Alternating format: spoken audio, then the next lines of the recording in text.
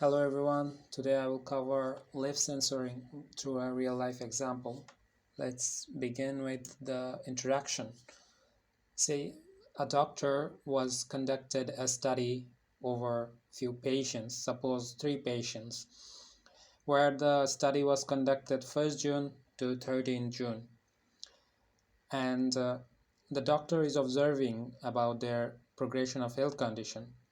So he give treatments to the patients. But before that, the doctor noticed a very interesting fact.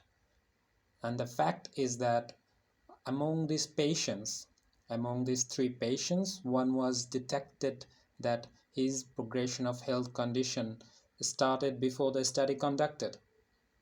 It comes that before giving treatment, the patient was recovered from the illness or some kind of a health issue.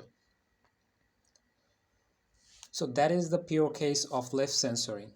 The event of interest occurs before the study conducted.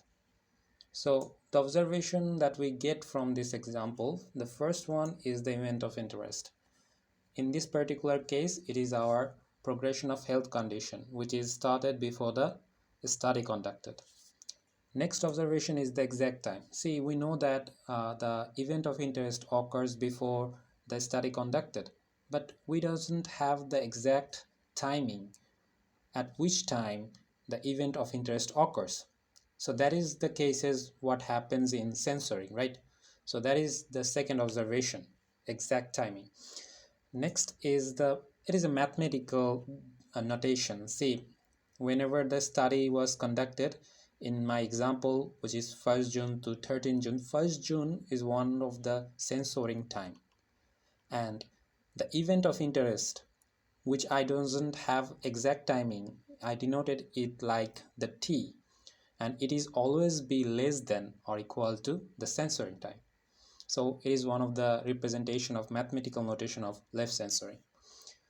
So the impact, see, in survival analysis, this kind of a left censoring is one kind of a problem because we doesn't have exact timing. So it is much problem in medical sector as well. And we have a great tool to deal with this kind of a problem, survival function, which has ability to find the event of interest beyond a certain time point. So survival analysis provides us great tools like Kaplan-Meier estimator, where we use survival function, and it is like one kind of a graphical representation of the survival function. And the next one is the parametric survival models. It's also deal with right censoring, left censoring. We can manage it with left censoring as well. Next is Cox proportional hazard models, mainly used for right censoring, but it can be managed to use in left censoring as well.